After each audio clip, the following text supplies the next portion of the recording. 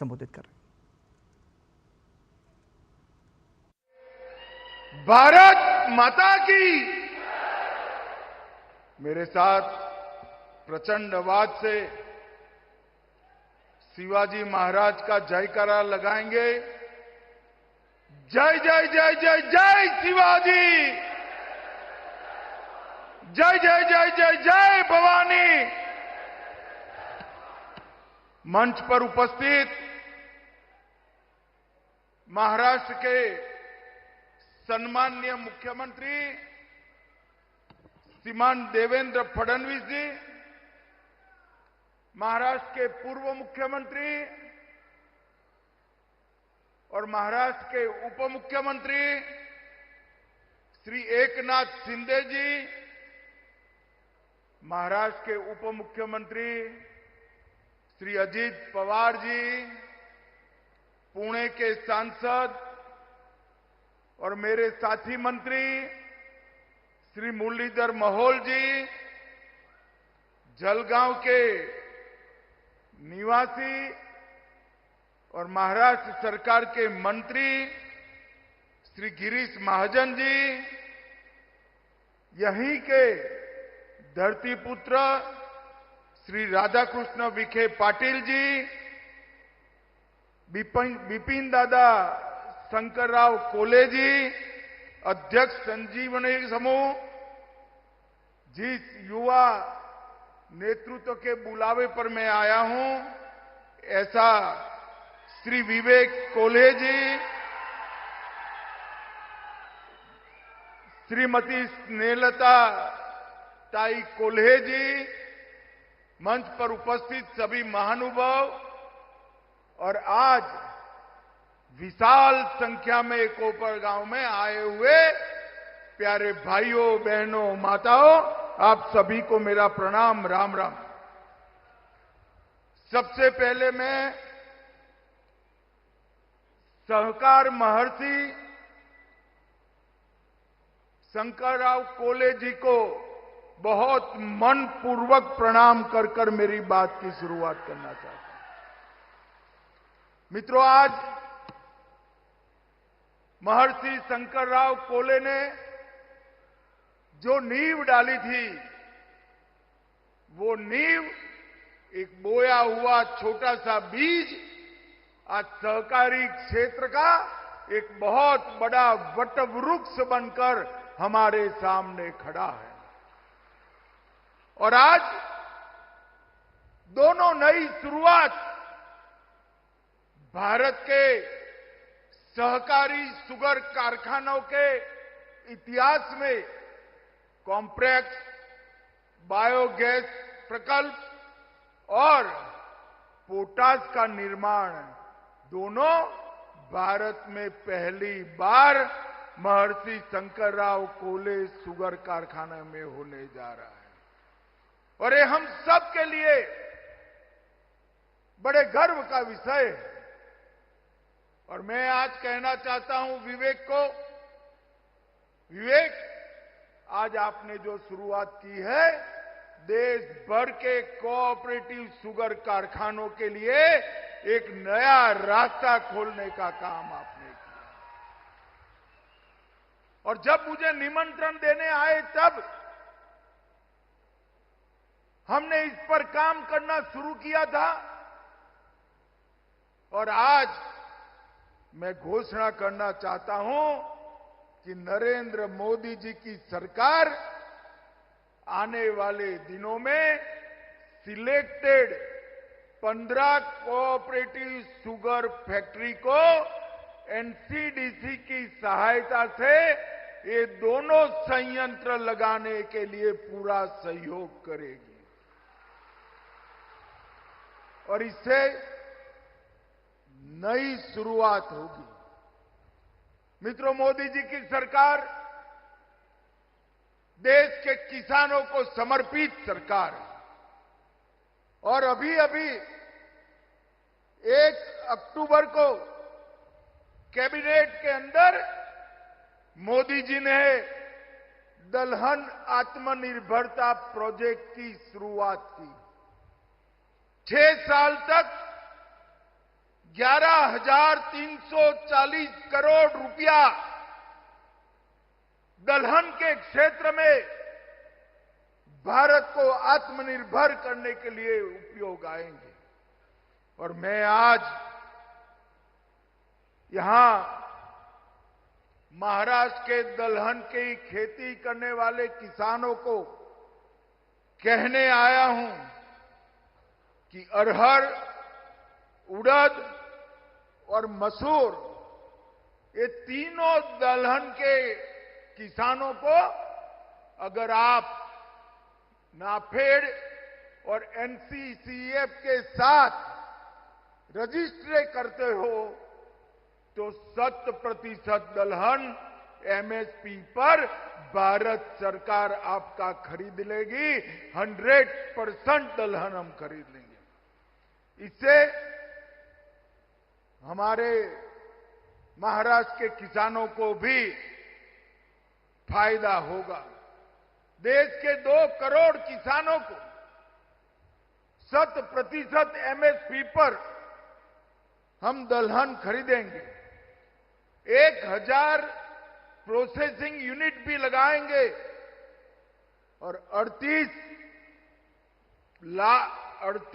लाख अच्छे बीज की किट भी देंगे। मित्रों, यही कैबिनेट में मोदी जी ने मसूर के लिए 300 रुपया क्विंटल एमएसपी बढ़ाई, सरसों के लिए 250 रुपया, चना, अहिल्यानगर में भी चना काफी होता है, चने के लिए भी 225 रुपया क्विंटल एमएसपी बढ़ाई है।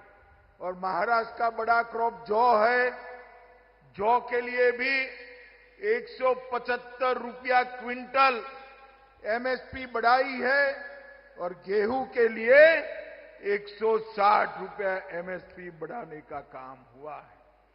नरेंद्र मोदी जी के नेतृत्व में ज्वार की एमएसपी में अब तक 11 साल में 2.5 गुना बढ़ोतरी, बाजरे में 2.5 गुना बढ़ोतरी, तुअर अरहर में 100% बढ़ोतरी, मूंग में 100% बढ़ोतरी, सोयाबीन में 2 गुना बढ़ोतरी और कापूस में 2 गुना बढ़ोतरी करने का काम नरेंद्र मोदी जी ने किया है। और मित्रों, अभी जो जीएसटी के रिफॉर्म हुए, इसमें किसान के उपयोग की ढेर सारी चीजों पर जीएसटी 5% पर लाने का काम नरेंद्र मोदी जी ने किया। ट्रैक्टर के कलपुर्जे, हार्वेस्टर, थ्रेसर, स्प्रिंकलर, ड्रिप सिंचाई, पोल्ट्री और मधुमक्खी पालन की मशीनें 5% पर लाने का काम किया है। और जीव कीटनाशक और प्राकृतिक मेंथोल को भी 5% दिया है। इससे लाखों किसानों को फायदा होगा। मित्रों, आज भारत के पहले सहकारी कॉम्प्लेक्स बायोगैस प्लांट का उद्घाटन हुआ है। इस परियोजना में लगभग 55 करोड़ रुपया लगा और ये सीबीजी प्लांट हर रोज 12 टन प्रतिदिन सीबीजी का उत्पादन करेगा और 75 टन प्रतिदिन पोटाश गुड़ से बनाने का काम करेगा। ये दोनों चीजें हमारा देश विदेश से आयात करता है और आयात बंद होकर आत्मनिर्भर भारत की दिशा में आगे बढ़ेगा।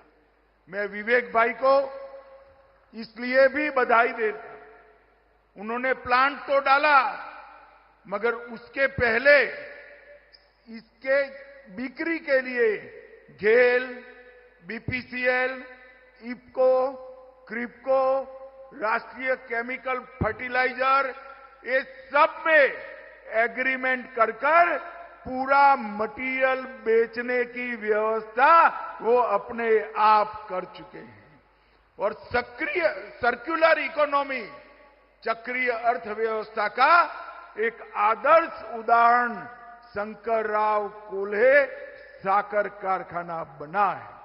मित्रों, मैं आज यहां से देश भर के कोऑपरेटिव साकर कारखानों को कहना चाहता हूं कि हमने इथेनॉल के प्लांट मल्टी डायमेंशनल बनाने की जरूरत है और इसके साथ साथ ये सारी व्यवस्थाएं, अगर एक संपूर्ण साकर कारखाना बनाना है तो ये सारी व्यवस्थाएं बनानी पड़ेगी।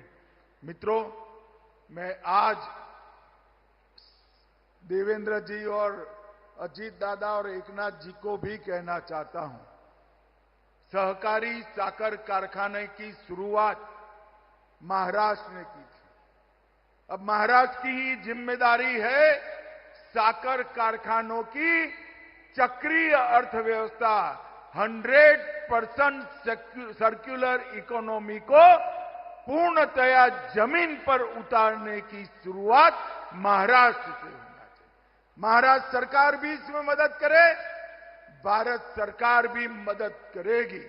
और ये जो उदाहरण यहां पर विवेक कोल्हे ने बनाया है, ये उदाहरण महाराष्ट्र की सभी अच्छी शुगर मिलों के अंदर एग्जाम्पल बनकर हमें वहां प्लांट करना चाहिए, जिससे आने वाले दिनों में शुगर मिलों को चलाने का बहुत अच्छा फायदा हो।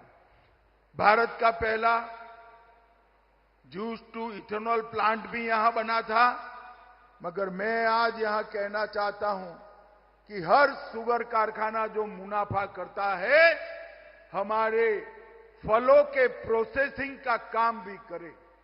इससे फलों की खेती भी बढ़ेगी और शुगर कारखाना का एक प्रकार से मुनाफा भी बढ़ेगा। संजीवनी ग्रुप ने हरित ऊर्जा और स्थिरता के क्षेत्र में भी बहुत पहल की है और बहुत सारे महिला स्व सहायता समूहों को सशक्त करने का काम किया है। इससे 100 पैक्स को भी जोड़ा है, 1000 किसानों के लिए बायोफ्लॉक मछली पालन की भी शुरुआत की है और 20,000 छात्रों के लिए संजीवनी यूनिवर्सिटी की भी स्थापना हुई है। मित्रों, भारत का सबसे पहला ग्रामीण कॉल सेंटर भी यहीं पर स्थापना हुई और कई लोगों को रोजगारी देने की शुरुआत हुई।